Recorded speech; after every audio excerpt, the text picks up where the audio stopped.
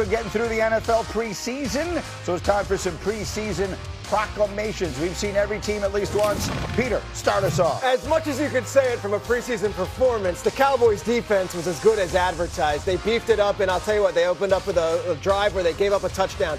The rest of the game, Seahawks had 49 yards. But beyond the practice and all this stuff with that, this team is loaded. They added Von Miller. They're going to be significantly better than they were a year ago. I buy it. Again, you don't overreact to the preseason game, and no one is pretending to.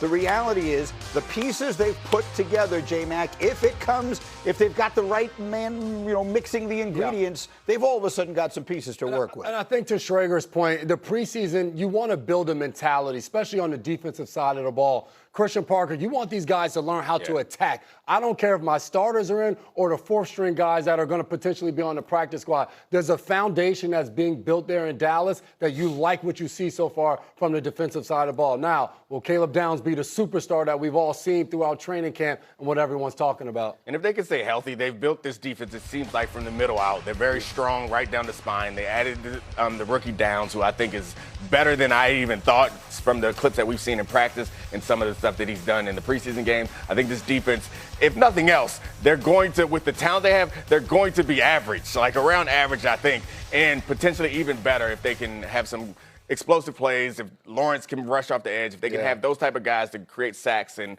they added Von Miller. If he can close out games, the defense could be a lot better. They should be playing games from in front. There's nothing better for a defense, obviously, than playing games with the lead, and with that offense, in theory, they should be doing a lot of that. So that's one preseason proclamation. Dominique, give me another. I proclaim that Shedeur Sanders should start for the Browns, and it shouldn't be Deshaun Watson. Like, rewatching that game, or at least rewatching Deshaun Watson snaps over and over again, I didn't see something that I felt like is going to make this team a real competitor. Like, it doesn't make sense to me to put Deshaun Watson out there. There is little to no chance that Deshaun Watson is the future in Cleveland. The future in Cleveland is either Shedeur Sanders or it's going to be in the draft. You don't find out if Shedeur Sanders is the future or not unless you put him out on the field. He's going to be willing to take risks, take shots down the field to try to earn this job, and I don't see that out of Deshaun Watson. What do you think of that?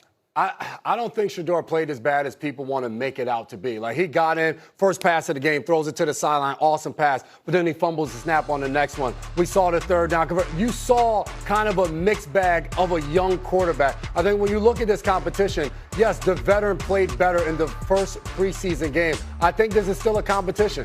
That's the overreaction to me in the preseason game, where Deshaun Watson plays well, and it's like, already just give him the job and Shedeur's done. Let him have a good week of practice or joints against Buffalo. It'll be a huge week for him. What is your sense, Peter, of what they're thinking? What is their plan? The early read has been that Deshaun Watson has taken the majority of the number one snaps, and that Deshaun Watson got the start in the first preseason game, so that Deshaun Watson is likely going to start. But the other theory is it's going to be a long season in Cleveland. There is 17 games they have to play.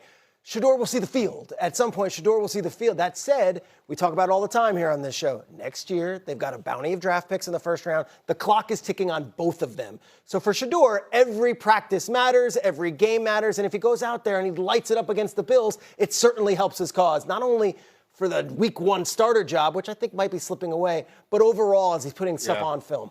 It's an interesting point that you're making, though, because in the big picture, the most important thing they can do is figure out if their quarterback of the future is on their roster. And for all intents and purposes, we know that isn't Deshaun Watson. Right, yeah. And it does seem like it's a long shot for either of them. It's going to be really hard to pass up on this draft that people love, and they have several picks in, and they're likely to be pretty high. It's going to be hard to pass up on either of those or any of those quarterbacks there.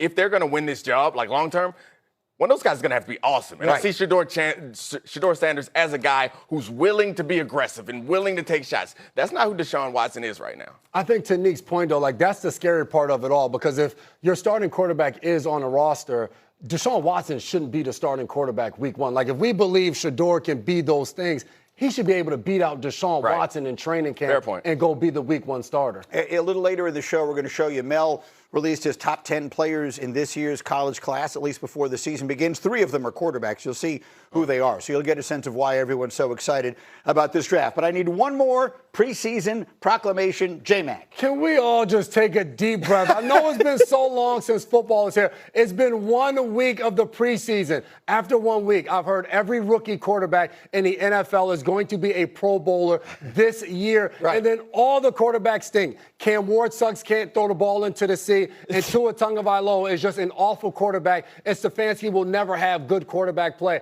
Let's all just pump the brakes. I know we've waited a very long time for football. It's here. Yeah. We're still determining what's going to be what. Okay, so that's fine. Look, that's it. Now let's go overreact. I've got 2 caveats. Okay. 1, Cade Klubnik. 2, I'm not overreacting to that one. 2, maybe they really do have a problem in Atlanta. Because that's one where it's not so much, oh, how shocking that they have a quarterback situation in Atlanta. Maybe they really do have a problem in Atlanta. Look, the new staff, which is not just Kevin Stefanski, but it brings in an entire staff, they inherited Michael Penix. That was not their pick. That was not the GM's pick. So already that's a losing battle for Penix. He's got to have to overcome that. Tua is on a contract where the Dolphins are paying the majority of his money. It's almost like, let's see what we have this year. And I know Atlanta fans are saying, we want to go Super Bowl. We got Bijan, we got Pitts, we got London. What are you talking about? Let's see what we got this year. But let's see how this goes. And then if we have to start anew next year, that's fine. Penix is not out of this competition. Penix has been injured. Penix has had issues going under center. But let's see him in Stefanski's offense. Let's see how he adjusts with Tommy Reese. Let's see how he does with someone other than the Zach Robinson pistol. 3 guys out there on the west side and then 3 guys on the east side. Let's see how it goes. You like that football talk? Yeah, I do. West side, east side.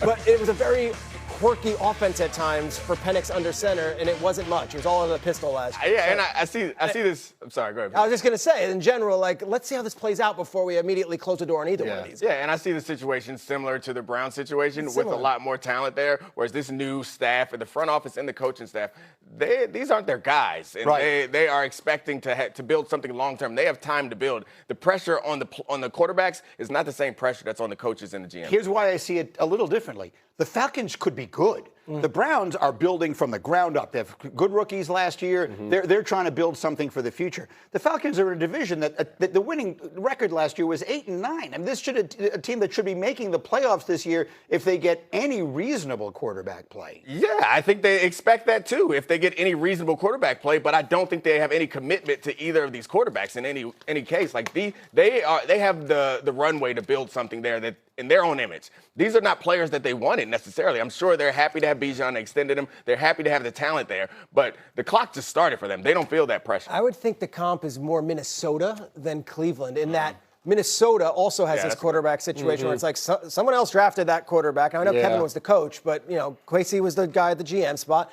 And then we inherit Kyler for next to nothing. So let's see what we have here in this offense. In the meantime, the sneaky big news. And this was awful. I felt sick when Where's he at? He's there. He is. He's rising to the moment. Is what he's doing. He's meeting the moment. He's with us on Sports Like Center. the Cowboys defense, we rise from the ashes. Segue like a mall cop. We want to get your top 3 storylines because we're 3 weeks from the start of the NFL season. Let's start in Dallas. How do you think Miller is going to affect this Cowboys D? I think there's real excitement in Dallas, and this is not just based on the off-season additions and Von Miller yesterday. The additions are one thing. The actual performance all summer has been really, really positive, everything you hear. So one of the most important storylines this NFL season is if the Cowboys defense could be halfway decent, and I think they will be. Von Miller adds not only on the field, the sacks, everything, and he had 9 last year, a veteran presence. I'll tell you this, I spoke to Von Miller at the Super Bowl this year. And guys, Von said he had a choice between going to Washington or Seattle last year, and he chose Washington. Missed out on a chance to win another Super Bowl ring. He had multiple options this year, and he chose Dallas. I think there's a lot of excitement about this Cowboys defense. Von Miller's a great addition. It's almost like a cherry on top because with Caleb Downs and with Quinnen last year, and of course you add in Malachi Lawrence, the young other first-rounder, the hype is real, and I think they're ready to reach that hype and they exceed expectations. They got young in totality on that defensive side of the ball, but that veteran leadership, 9 sacks last season in Washington for Miller. Let's stay in the NFC East, your second storyline. How significant is it that John Harbaugh took over the Giants' head coaching role? I was there last week, Aaron, Yeah. and it was as if I was at boot camp. And I know the NFL probably doesn't want to hear that, and the NFLPA probably doesn't want to hear that, but this was not a country club. This was a hard-hitting practice, 2.5 hours long, tackling, guys getting in each other's faces, and then guys embracing afterwards. They spent 13 days in West Virginia, and in that process, it was as if they went on a company offsite and came back as a company reinvigorated and a team that is ready to go and tackle the world. I don't know how many games they're going to win. I don't know if they're going to challenge for the NFC East, but the culture is being set and the groundwork is there. They have a lot of young talent, but their coach is no doubt a guy that is going to instill discipline and toughness, something they have not had in that building maybe since Tom Coughlin. 13 days in West Virginia will do that. What, Peter, is your third storyline to watch this season? I just am watching a lot of stuff on this network about the Broncos and the Chargers and a lot of stuff about Bo Nix and Justin Herbert. And my third storyline is Patrick Mahomes and the Chiefs as quiet underdogs is fascinating